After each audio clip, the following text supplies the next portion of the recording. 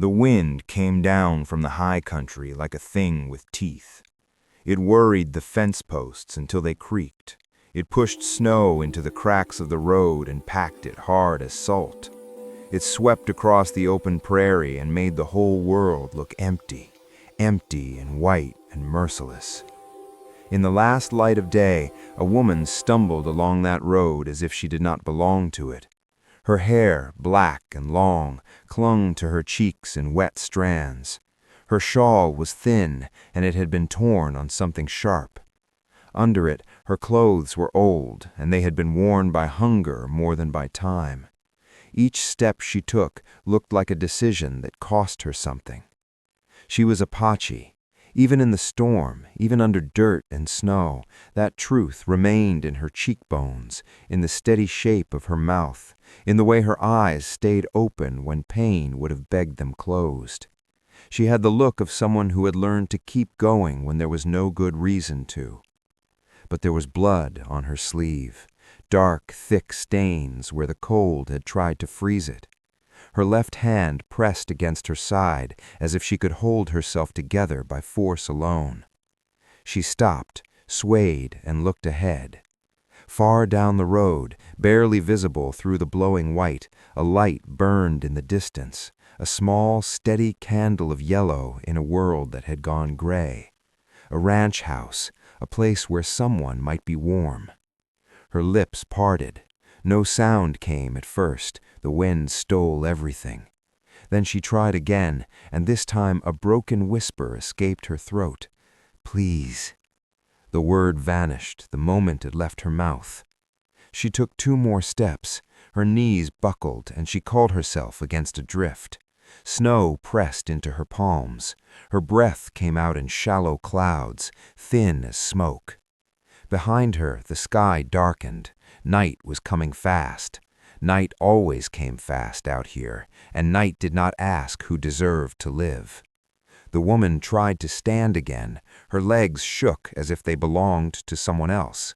She forced them to move, inch by inch, and the pain in her side flared with every breath.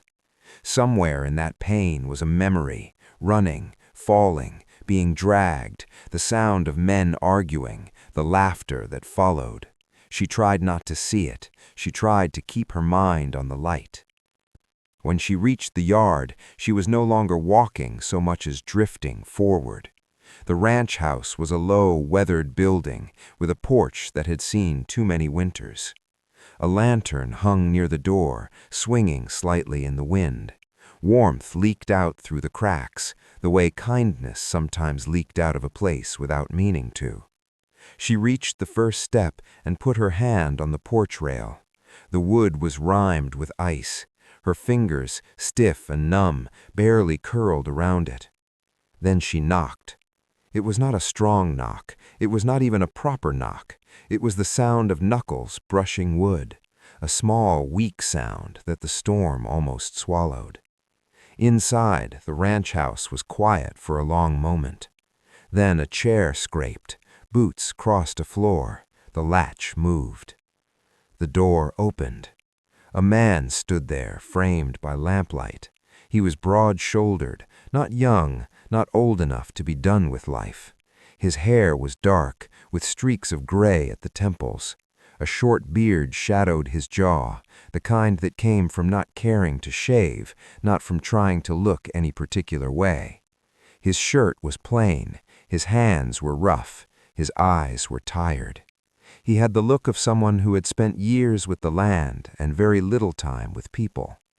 He stared at the woman on his porch as if he was not sure she was real. She raised her head, and her eyes met his. For a heartbeat, neither of them moved. The storm hissed. Snow drifted past the open doorway. Warm air rushed out, and cold air rushed in, and the two of them stood at the border between life and whatever lay beyond it. The man's gaze dropped to the blood on her sleeve, then to her face, then to the way her body swayed, already losing the battle to remain upright. He did not step forward, not yet. In the West, a man learned caution the way he learned to ride, early and for good reason. A stranger at the door could be a plea, or it could be a trap. And an Apache woman at a white rancher's door, bleeding in the snow, could mean trouble in 100 directions. The woman's lips moved again. This time the sound came, thin but clear enough to be understood. "Please," she said, and the word held everything she had left. The man's jaw tightened. His eyes flicked past her into the dark, as if he expected someone else to step out of the storm, someone with a rifle, someone with a claim. Only the wind answered. Still, he hesitated. His hand stayed on the doorframe. His body remained half inside, half out, like he could choose either world. And the woman, swaying on his porch, waited to learn what kind of man he was, what kind of man he had been allowed to become after years of silence. She tried to straighten, to look strong, but her strength was running out. Her knees bent again. Her fingers slipped on the icy rail. If she fell, she might not stand again. The man watched it happen, his face unreadable. The lamp behind him cast light over his shoulders, but his eyes were still shadowed. The storm pushed harder. He made no promise. He said no gentle words. He did not pretend he was brave. He simply stood there with the door open, and the choice in front of him was plain and heavy. Let her in and invite whatever came with her, or close the door and let the cold finish what the world had started. The woman's breath shuddered. Her eyes did not beg again. They only held on, stubborn and quiet, waiting. And in that waiting, the night seemed to hold its own breath, too. The ranch had been built for one man and one man only. That was how Amos Kellen wanted it. That was how it had been for years. He rose before the sun, because there was no one to talk to in the dark. He worked until his muscles ached, because work was simple, and simple things did not betray a man. He ate when he remembered to, usually standing, usually alone, because sitting at a table with an empty chair across from him had a way of making a man feel foolish. He did not go into town unless he had to. People in town did not like silence. They filled it with questions, with rumors, with memories that did not belong to them. Amos had learned that if he kept his mouth shut, most folks would stop trying. They would call him a strange one. They would shrug and turn away, and that suited him fine. He had not spoken to a woman in years, not properly, not in the way that mattered.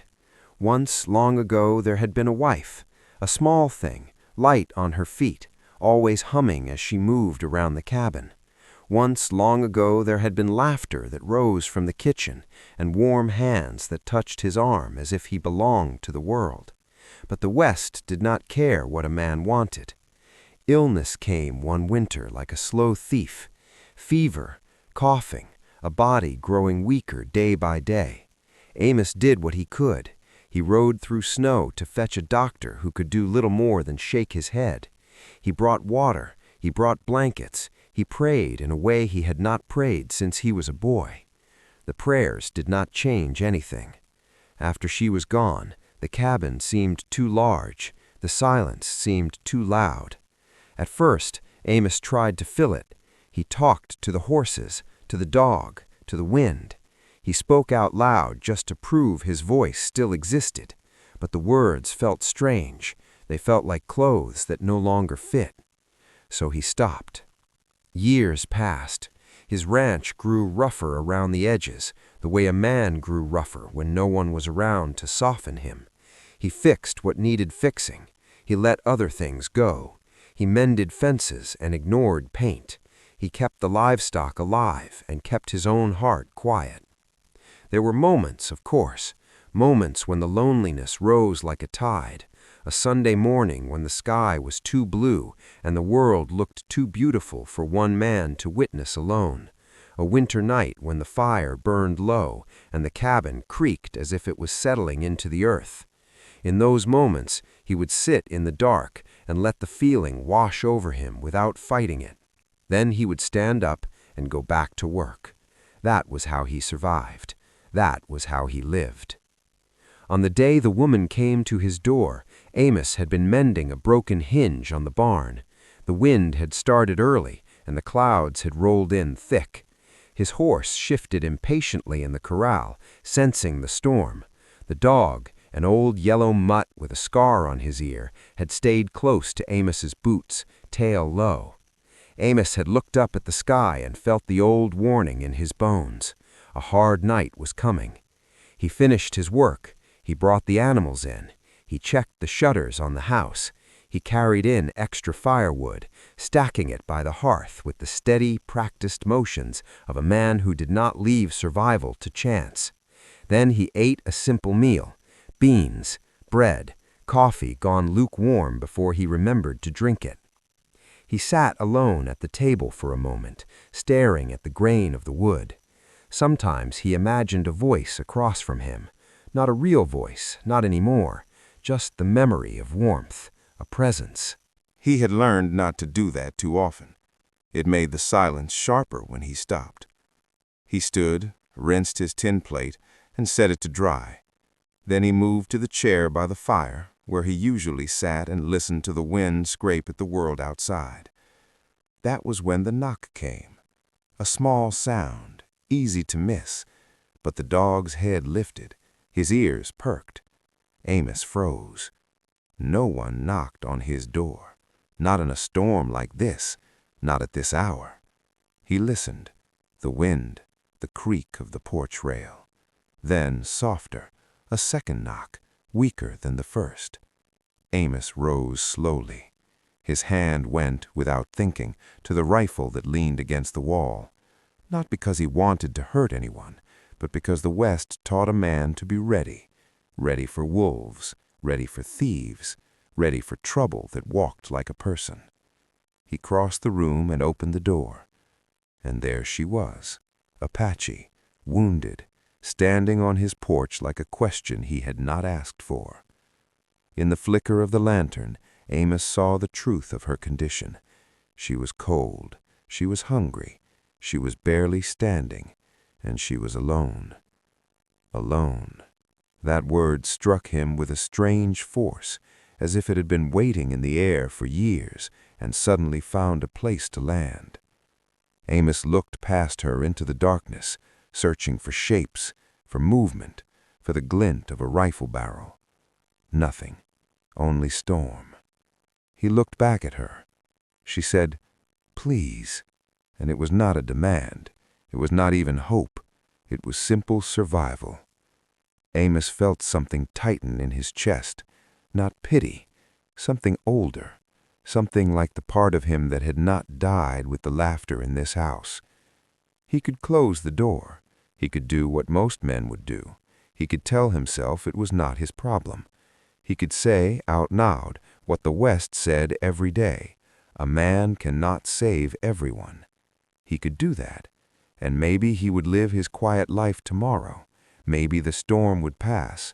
Maybe the world would keep turning as it always did. But he could also see how her knees trembled. He could see how the blood had stiffened on her sleeve. He could see the hard determination in her eyes, the kind that did not belong to someone trying to trick him. He took a breath. The dog whined softly behind him, uneasy but curious. Amos stepped onto the porch, just enough to close the distance by a foot. The woman flinched, not dramatically, but in a small way that showed she had learned to expect harm. Amos stopped. His voice, when it came, was low and rough from disuse. "You alone?" he asked. The woman swallowed. Her lips were cracked. Still, she answered. "Yes," she said. It might have been the truth. It might have been what she needed him to believe. Amos did not know. He looked at her again. Her eyes did not dart. They did not lie with fear. They held steady. He felt the cold creep into his boots, and he thought of what it meant to leave her on the porch. He thought of how the wind would find every gap in her clothing. He thought of how her body would grow quiet, how she would sink into the snow like an animal, how morning would come and reveal what he had allowed. Amos did not like imagining that. He did not like it at all. He stepped back, pulling the door wider. "Come in," he said. The words sounded strange in his mouth. They sounded like something from another life. The woman did not rush. She did not surge forward like someone desperate. She moved slowly, as if the offer would vanish if she reached too fast. She stepped over the threshold. The warm air hit her, and her shoulders sagged. Her body swayed. Amos caught her, not in an embrace, not in anything that could be mistaken for more than necessity. He caught her by the forearm, steady and firm, and guided her toward the nearest chair. "Sit," he said. She sat, breathing hard, eyes scanning the room as if expecting the warmth to turn into a trap. Amos closed the door against the storm. He slid the bolt into place. The sound of it, metal against wood, was final. He turned back to her and saw how pale she was beneath the dirt. "How bad?" he asked, nodding toward her side. The woman looked down, then back up. Her voice was quiet. "Knife," she said. "Not deep, but cold makes it worse." Amos nodded once. He moved to the shelves and pulled down a small tin box, his first aid kit such as it was. Clean cloth, a bottle of whiskey, needles and thread he had used on more than one torn hide, and once on his own skin after a fence nail had bitten him. He placed the box on the table, then lit a second lamp to add more light. The woman watched him. Her hands were folded in her lap, tight. She kept her shawl drawn close. Her posture was protective, not shy, like someone guarding what little was left. Amos moved carefully, slow. He did not loom over her. He did not touch her again without reason. He filled a tin cup with water and set it within her reach. He placed a plate of bread and dried meat on the table. "Eat," he said, then softened it just a little, "if you can." The woman stared at the food as if it might disappear. Then she reached out with trembling fingers, took a small piece and brought it to her mouth. She chewed slowly. Tears did not fall, but something in her face shifted, as if warmth and food were reminding her of what it felt like to be human. Amos watched, then looked away. He busied himself by the fire, adding logs, coaxing flames higher. He did not want her to feel studied. Outside, the wind hammered at the house, angry at the closed door. Inside, the fire crackled. Silence grew between them, but it was not the same silence Amos lived with every day. This silence had another heartbeat in it, another breath, another presence.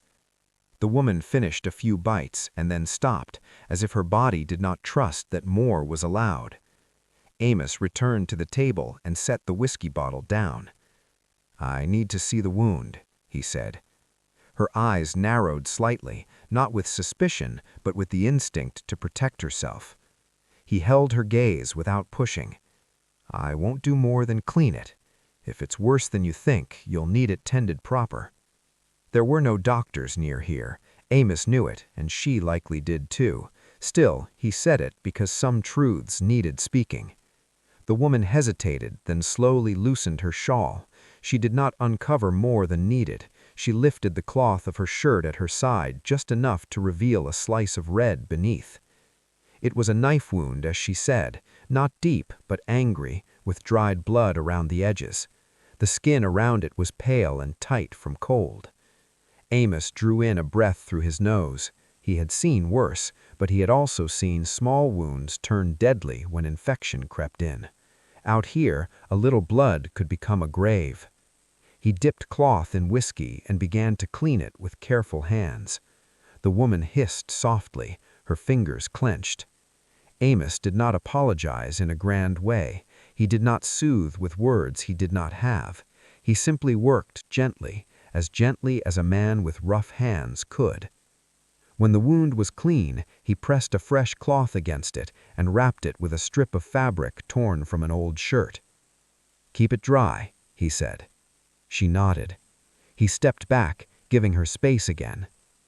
"You got a name?" he asked after a moment. The woman held her cup of water, warming her fingers against it. "Leona," she said. though the name sounded like it did not belong to her mouth, like it had been given by someone else long ago. Amos nodded. "Amos," he replied. She studied him, as if testing whether the name matched the man. Outside, a gust of wind slammed snow against the window, and the cabin shuddered. Leona's shoulders tightened. She glanced toward the door. "Someone chasing?" Amos asked quietly. Leona's lips pressed together. The pause that followed was not simple, it was heavy with memory. "Men," she said finally. "Not my people." Amos's stomach sank. "Are you safe here tonight?" Amos asked quietly. It was not a promise of forever, it was simply what he could offer. Leona looked at him for a long moment, then she nodded once, like she accepted the word for what it was worth. Amos moved toward the stove, poured coffee into a pot and set it to heat. It was something to do, something steady. Behind him, Leona sat near the fire, her face turned toward the flames like a traveler drawn to water. The storm raged. Hours passed in small sounds, the crackle of firewood, the soft clink of tin, the occasional cough from Leona as the warmth thawed her throat. Amos set a blanket on the floor near the hearth, not too close to the fire, but close enough to be warm. "You can sleep there," he said. "I'll take the chair." Leona looked at the blanket, then at him. Her expression held something like disbelief. "You sleep in chair?" she asked. Amos shrugged. "It's fine. I've slept worse places." That was true. He had slept in barns, on hard ground, in the saddle. A chair by the fire was luxury compared to some nights. Leona hesitated. Then, carefully, she lay down on the blanket, keeping her shawl around her. She did not turn her back to him, not yet. Trust took time. Amos sat in the chair, rifle within reach, but not in his hands. He stared into the fire and listened to the storm. After a while, Leona's breathing slowed. She slept. Amos stayed awake, watching the flames and thinking about the simple truth he could not ignore. A wounded Apache woman had crossed his threshold, and the West did not let such things happen without consequence. Morning came gray and quiet, as if the storm had grown tired of its own anger. Snow lay deep in the yard. The fence lines were half buried. The world looked clean in a way that did not feel kind. Amos rose early, as he always did. His joints protested, stiff from sleeping in the chair, but he ignored them. The dog stretched and padded to the door, sniffing the crack beneath it. Leona still slept on the blanket, her face turned toward the fire's dying coals. In sleep she looked younger, softer, but even then the lines of hardship remained. Amos added wood to the hearth and set coffee to boil again. The familiar routine steadied him. Leona woke slowly. She pushed herself up with care, one hand going instinctively to her side. Amos watched her move. "How's it feel?" he asked. "Sore," she said, "but warmer." Warmer. That word mattered. He poured her coffee, black, and offered it. She took it with both hands, careful not to spill. For a time they sat in silence, the kind of silence that did not demand filling. It was simply there, like the snow outside. Then Leona spoke, voice low. "You live here alone," she said. Amos nodded. "A long time," she added. He met her gaze. "A long time," he agreed. Leona studied the cabin, the simple furniture, the tools on the wall, the clean, empty order of a life built for one. "No wife," she said softly, not as an accusation, not as a pry. Amos's face tightened. He looked back to the fire. "Not anymore," he said. Leona did not ask more. She seemed to understand that some things were not touched until invited. Outside, the day brightened, but the cold remained. Snow did not soften quickly. Amos went to check on the animals, and Leona, after watching him for a moment, surprised him by rising and following to the door. "I can help," she said. Amos turned, eyebrows lifting slightly. "You need rest," he replied. Leona's chin lifted a fraction. Not pride exactly, dignity. "I rest when I am dead." Amos paused, then nodded once. "All right," he said, "but easy." He opened the door, and the cold air rushed in. Leona flinched, but stepped out. The yard was white and bright, and the sky was a pale sheet. The horses snorted in the barn. The chickens huddled in their coop. Leona moved slowly, but she moved with purpose. She gathered kindling, she helped carry a bucket of water, insisting on taking some of the weight. She did not complain, she did not ask for praise. Amos watched her with a kind of quiet astonishment. He had known women who worked hard. He had known women who carried families on their backs. But he had not seen that kind of stubborn endurance in a long time. Not up close, not in his own yard. As they worked, Amos felt the strange sensation of sharing space with another human being. It was not uncomfortable exactly, it was simply unfamiliar. At one point, Leona stopped and looked toward the road. Amos followed her gaze. In the distance, a dark shape moved against the snow, just a lone rider passing far off, likely headed to town. But Leona's body tensed as if it was something else. Amos noticed. "They won't find you easy," he said quietly. Leona's eyes stayed on the horizon. "They look," she murmured. Amos said nothing. He understood the fear of being hunted, even if his reasons had been different. Later, as the day wore on and the cabin grew warm again, Leona sat by the fire with her hands wrapped around a cup. Amos repaired a harness strap by the table. The dog slept between them, as if he had accepted this new arrangement without much trouble. Leona's gaze drifted to the scar on Amos's knuckles, then to the lines at the corners of his eyes. "You are kind," she said, the words careful, as if spoken in a language she had not used in years. Amos's needle paused. "Kindness don't feed cattle," he said, not harshly, just plainly. Leona's mouth twitched, almost a smile. "It fed me," she replied. Amos looked at her then, really looked. Her face held exhaustion, yes, and pain, but beneath it there was a quiet steadiness that did not beg to be pitied. She did not carry herself like someone broken. She carried herself like someone bruised, still standing. He returned to his work. Silence settled again, but it felt less empty.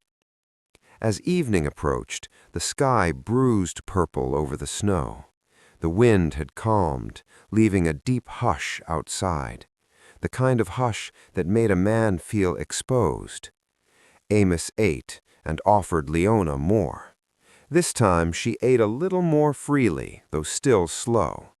After the meal, Leona stared into the fire for a long time. Amos did not press her, but he could sense something building behind her eyes, like a story pushing against the walls of silence. Finally, Leona spoke. "They left me," she said. Amos's hands still. "Who?" he asked. "People," she said, then corrected, softer. "My people, long ago." Amos waited. Leona's throat moved as she swallowed. Her eyes stayed on the flames.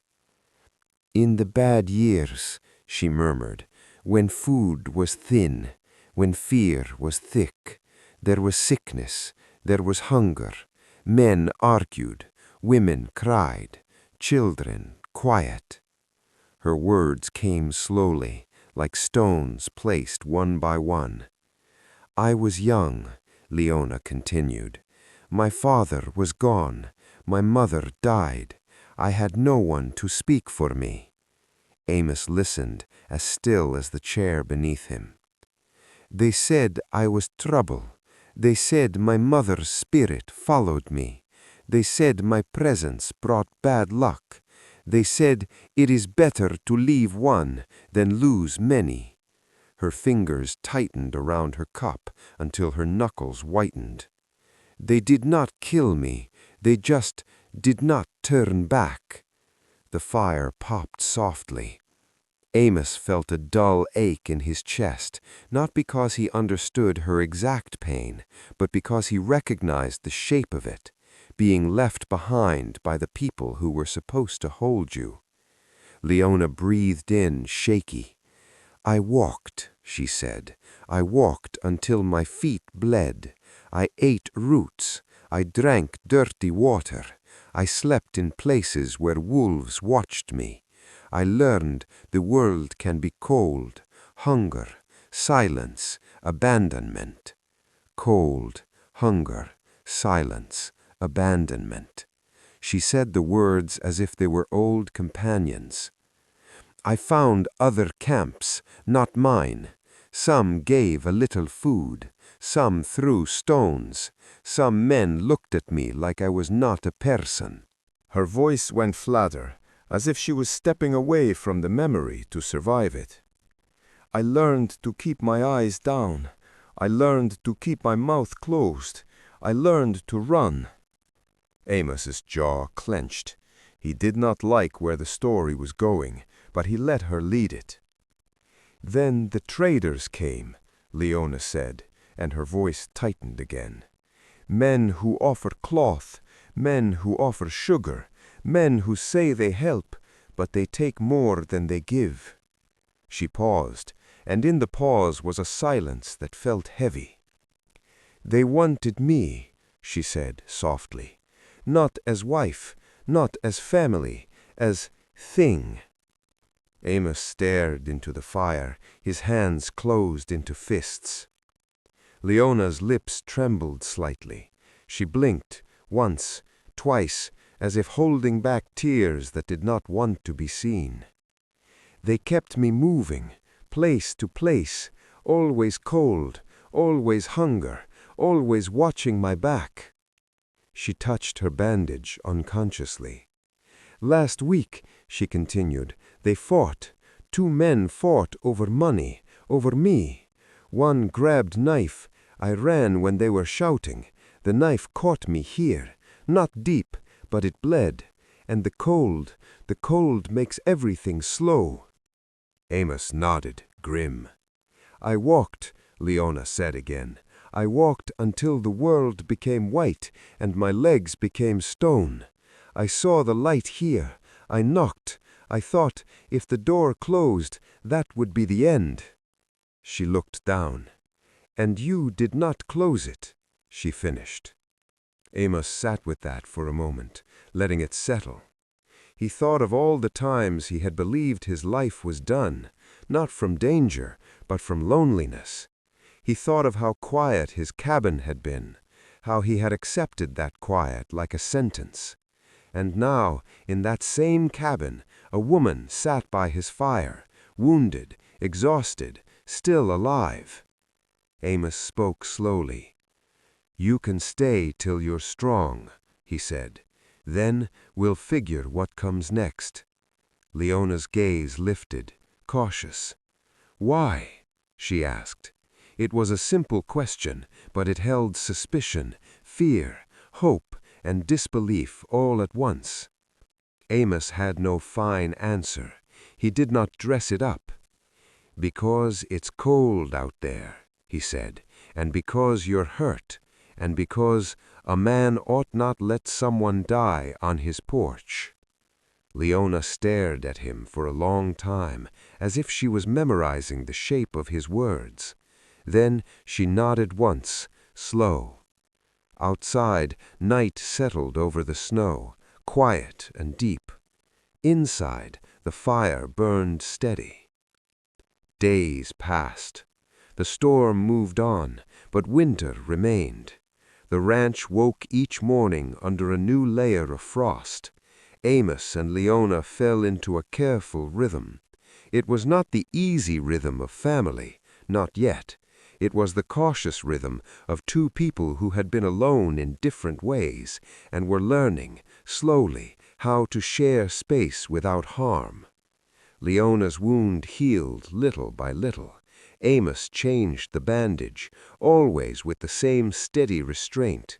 He never reached for more than necessity. He never treated her like she owed him. Leona, in turn, worked as much as Amos allowed. She swept, she mended torn cloth, she helped with cooking, though her hands shook at first from weakness. She moved through the cabin with quiet care, as if respecting that it had been Amos's world long before she arrived. At night they sat by the fire. Sometimes they spoke, short sentences, simple things. Sometimes they sat in silence, listening to the wind. The dog began to rest near Leona's feet as well as Amos's. The ranch itself seemed to notice the change. A place that had been built for one now held 2 footsteps, 2 breaths. It felt strange. Not bad, just strange. On the 5th day, Amos saw tracks near the fence line, horse tracks, fresh. He crouched, ran a hand over the packed snow. The prints were new enough that the edges were still sharp. His eyes narrowed. He followed the tracks to the road, where they disappeared into the distance. Someone had been near. When he returned to the cabin, Leona saw his face and stiffened. "They came?" she asked. Amos shook his head. "Not close," he said, "but someone rode by." Leona's hand went to her shawl, instinctive. Amos placed his rifle by the chair, more visible than before. "You stay inside today," he told her. Leona's eyes flashed, a flicker of pride, maybe, fear. "I do not want trouble for you," she said. Amos's voice was firm, but not unkind. "Trouble don't ask permission," he said. "If it's coming, it's coming. Best we're ready." Leona nodded slowly. That evening, just as the sky darkened and the first stars began to pierce the cold, the dog began to growl low in his throat. Amos looked up from the table. The growl deepened. Then came the sound of hoofbeats on packed snow. Amos stood, moving to the window. He pulled the curtain back a fraction and peered out. 3 riders approached, slow, deliberate. Their horses were good stock, not worn-out nags. The men wore heavy coats. Their hats were pulled low. One of them carried a rifle across his saddle. Amos's stomach tightened. Leona rose from her chair, pale. "They found," she whispered. Amos did not answer. He moved to the door, but did not open it. He stood behind it, rifle in hand, and waited. The riders stopped in the yard. For a moment there was only the sound of horses breathing. Then a voice called out, rough and confident, "Rancher, open up." Amos did not move. The voice came again. "We're looking for a woman, Indian, wounded, stole from us. We got business." Leona's breathing turned shallow. She pressed her bandage. Amos glanced at her, then back to the door. He spoke through the wood, voice calm, low. "I ain't seen anyone." Outside, there was a pause, then a short laugh. "Now why you lyin'?" the man called. "We tracked her. She ain't gone far. You open that door, we take what's ours, and we ride on." Amos's hand tightened on the rifle. His mind moved quickly, weighing danger. 3 men, armed, alone on his land. Leona stood behind him, silent. The voice outside hardened. "Open up," the man said again. "Don't make this harder than it needs to be." Amos felt the old familiar calculation of survival. He had survived by avoiding trouble. He had survived by staying quiet. but trouble was here anyway. He looked at Leona, really looked, not at her as a problem, at her as a human being. Then Amos spoke, steady. "This is my land," he said. "You got no right here." A snort from outside. "Rights?" the man said. "Out here, rights is whatever a man can take." Amos said nothing. The man continued, voice growing sharp. "That woman belongs to us. We paid for her. She ran. She owes." Leona flinched at the word belongs. Amos felt something cold settle in his chest. Nobody belonged to those men. Nobody. Not in his house. Not on his porch. Amos did not open the door, but he shifted his stance so the rifle barrel pointed at the wood, ready. "You ride off," he said. "Now." Outside, silence. Then the sound of a horse shifting, the creak of leather. The voice lowered. "You're making a choice, rancher. You don't know what you're stepping into." Amos answered without raising his voice. "I know enough," he said. The men outside muttered. There was the sound of one rider turning slightly, as if conferring. Then, unexpectedly, another sound joined the night. Distant hoofbeats, more than 3, coming from the other direction. All heads turned. Amos's eyes narrowed. Leona's face went very still. From the darkness beyond the yard, silhouettes emerged, riders, quiet and controlled. They moved like people who knew exactly where they were going. Apache. Their horses came in close formation. At the front rode an older man with gray in his hair and authority in his posture. Beside him was a woman wrapped in a dark blanket, her face stern. They did not rush, they did not shout, they simply arrived like the night itself. The 3 traders shifted uneasily. Their confidence wavered. This was not the kind of trouble they expected.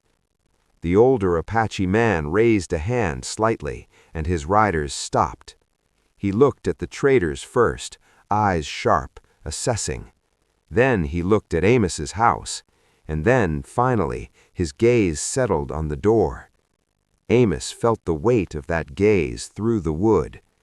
He opened the door a fraction, not wide, not foolish, but enough to step onto the porch, rifle in hand, pointed down, not raised. The cold air struck his face. The elder's eyes flicked to the rifle, then back to Amos's face. The elder spoke, voice calm, carried by the stillness. "We follow tracks," he said. His English was careful, measured. "We come for woman." Leona stepped into the doorway behind Amos, half hidden by shadow. When the Apache woman saw her, something shifted in her expression. Recognition, maybe, or a hard sorrow. Leona's shoulders trembled. The traders laughed nervously. "Well, ain't this convenient? You folks want her? Fine. We paid for her. We'll take our money and go." The Apache elder's gaze turned to the trader. His eyes were like flint. "No," he said. The trader frowned. "No?" he repeated. The elder's voice remained calm. "She is not yours. She was never yours."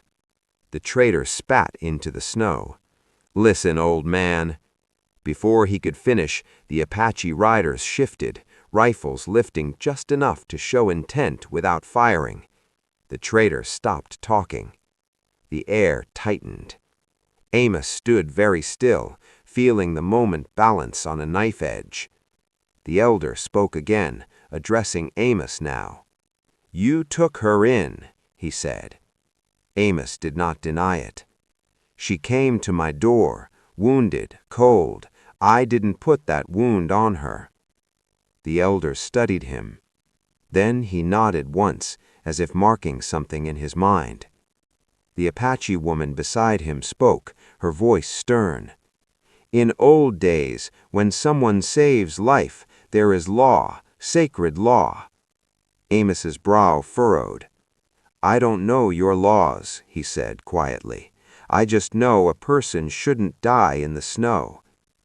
The elder lifted his chin.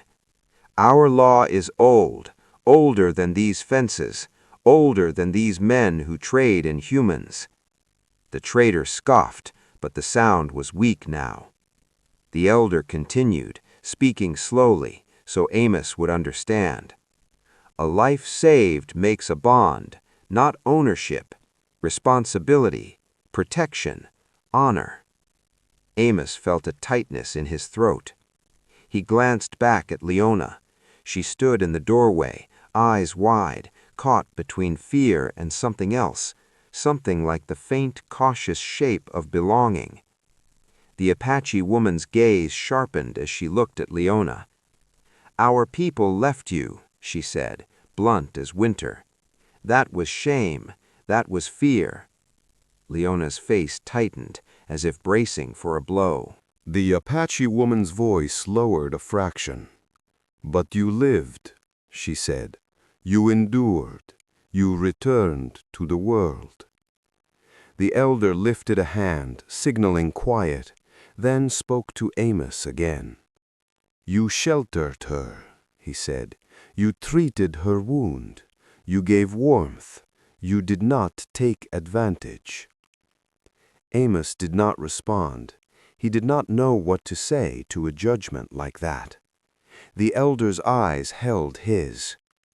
"Sacred law says," the elder continued, "the one who saved her life becomes her protector, not by force, by duty." Amos's chest tightened. Duty, protector. He had lived for years without duty to anyone but cattle and fences. The word felt heavy. It felt strange. The trader, sensing he was losing, tried again. "This is nonsense," he snapped. "She's property. Papers say so." The elder's gaze did not even flicker. "Your paper means nothing," he said simply. The Apache riders shifted again, and the trader's horses danced nervously. Amos could see the traders calculating now, 3 men against many in the middle of snowbound land with no town close enough to help. Finally, the first trader spat again and tugged his reins. "Fine," he said, "not worth dying for, but we'll remember this, rancher." Amos did not answer. The traders turned their horses and rode off, their silhouettes swallowed by the dimming light. When they were gone, the yard felt larger. The danger did not vanish, but it eased like a tightened rope, loosening a little. The Apache elder remained. His people remained. They did not leave as quickly as the traders. The elder looked to Leona. She stepped forward cautiously onto the porch, staying near Amos but not touching him. The elder's voice softened slightly. "You are alive," he said. "That is good." Leona swallowed. "I am alive," she said quietly. The Apache woman beside him studied Leona, then spoke again. "Our people did wrong," she said, and it seemed to cost her something to admit it.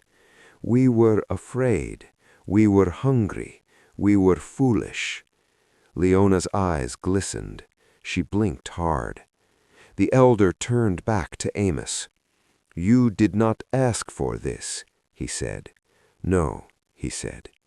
The elder's gaze was steady. "But it has come," he replied. "Sometimes the wind brings what it brings." Amos understood that. The elder continued, voice calm. "We do not take Leona from your house, not tonight, not if she does not want. Sacred law is not a chain, it is a path." Amos looked at Leona. Her hands were clenched at her sides. Her face was pale, but in her eyes was a flicker of choice. She did not run to the Apache riders. She did not shrink back into the cabin.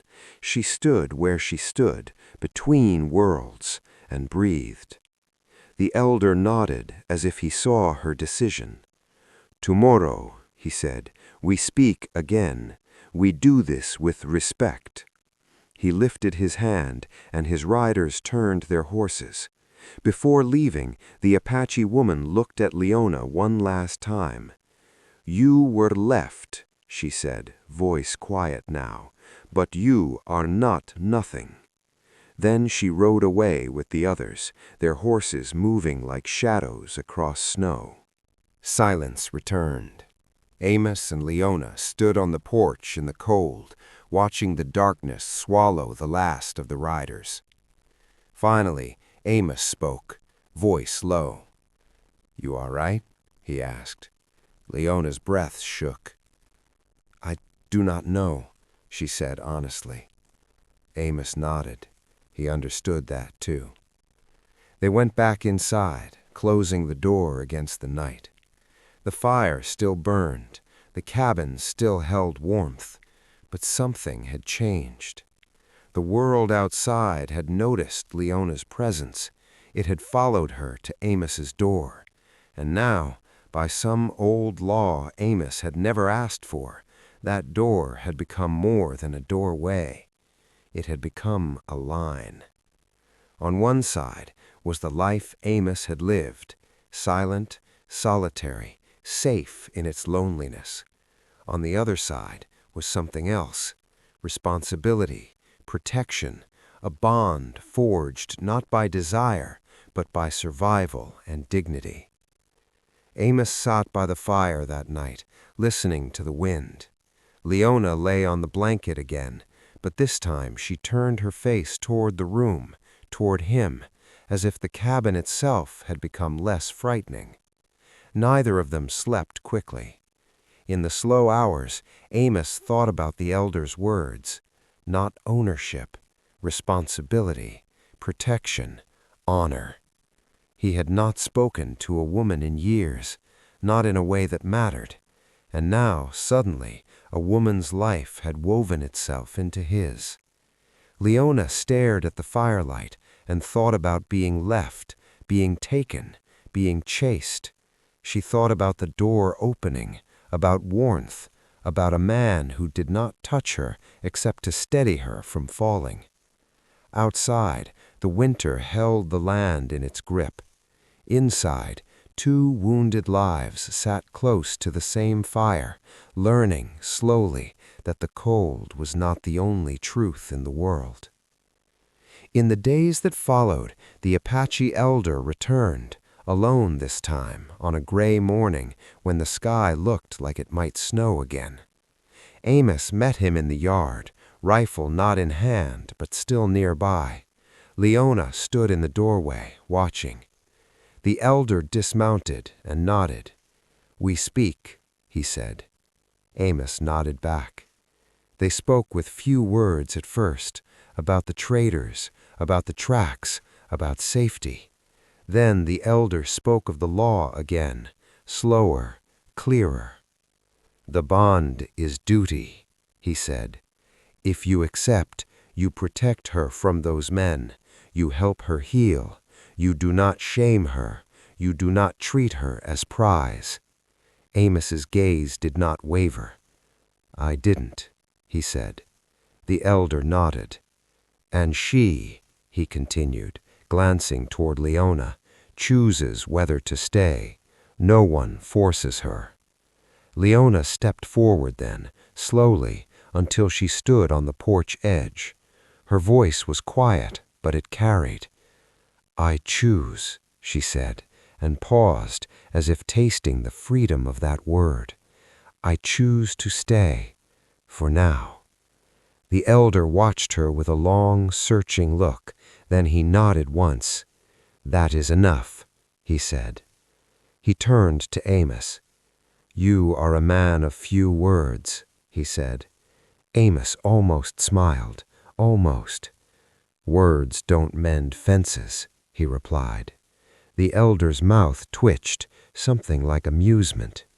"Sometimes words mend people," he said simply.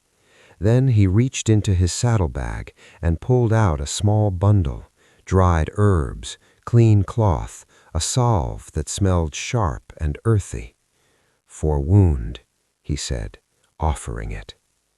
Amos accepted. "Thank you," he said, the words stiff but sincere. The elder nodded.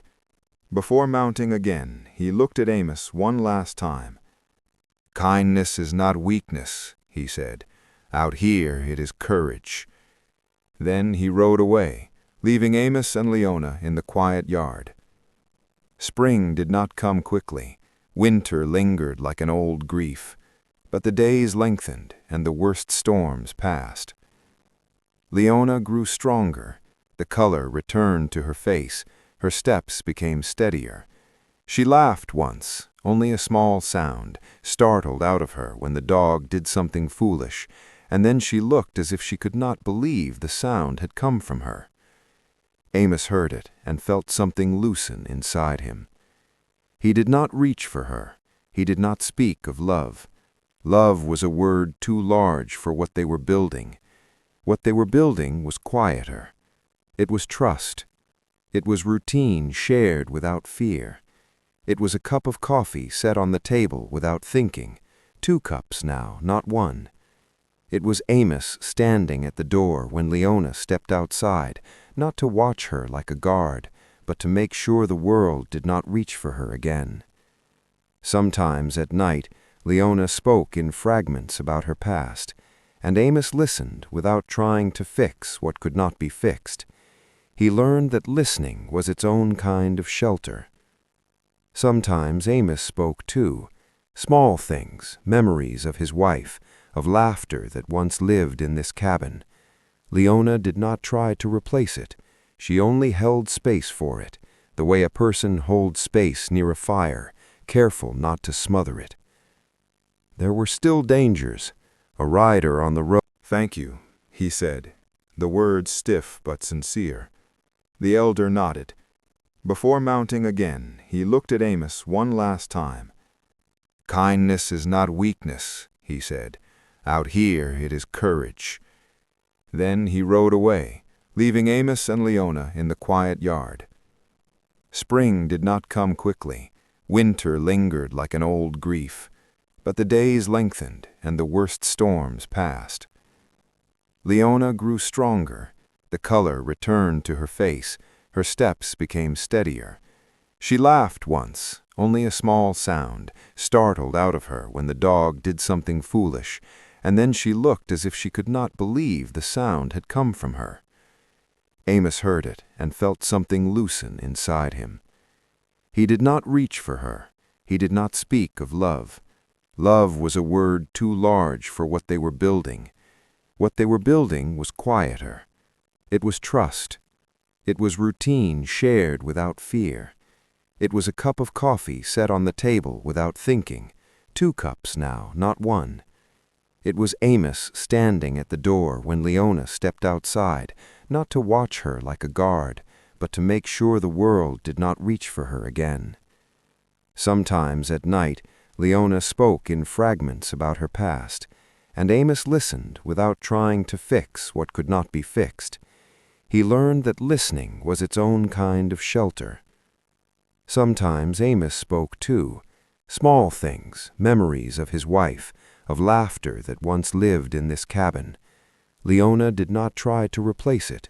She only held space for it, the way a person holds space near a fire, careful not to smother it. There were still dangers. A rider on the road could make Leona tense. A stranger's shadow could make Amos's hand drift toward his rifle. But the ranch held, and slowly the cabin that had been built for one began to feel like a home that could hold 2. Not because of grand romance, not because of promises spoken under starlight, because of daily acts, because of respect, because of dignity, because of a door that had opened on a hard night and had not closed again. On a quiet evening, months later, as the snow finally began to melt into dark soil, Amos and Leona stood on the porch and watched the sun sink behind the distant hills. The sky was soft with color. pale gold, then rose, then deepening blue. Leona's hands rested at her sides, relaxed. Amos's shoulders were less tight than they used to be. They did not touch. They did not need to, not to prove anything. But they stood close enough that the space between them felt like choice, not distance. The wind moved gently this time, without teeth. Amos looked out over the ranch, over the fences he had mended, the land he had kept alive, the cabin that had kept him. Then he glanced at Leona. She was looking at the horizon too, her face calm. For a long moment, nothing needed saying. Finally, Amos spoke, voice low, steady. "I never thought—" He paused, as if the words were unfamiliar. "I never thought I'd have anyone here again." Leona turned her gaze to him. Her eyes were quiet, not pleading, not afraid. "Sometimes," she said softly, "the world is cold. Sometimes there is hunger. Sometimes there is silence. Sometimes there is abandonment." She paused. "And sometimes," she continued, "a door opens." Amos swallowed. He nodded once. The sun dropped lower. Inside the cabin, the fire waited to be lit again. The dog sighed and curled up by the steps. And out on the wide, untamed frontier, where grit met heart and survival was never certain, two lives that had been shaped by loss stood together in the fading light, not as a prize claimed, not as a debt owed, but as a quiet proof of something the West rarely offered, that kindness, offered without condition, could become a home.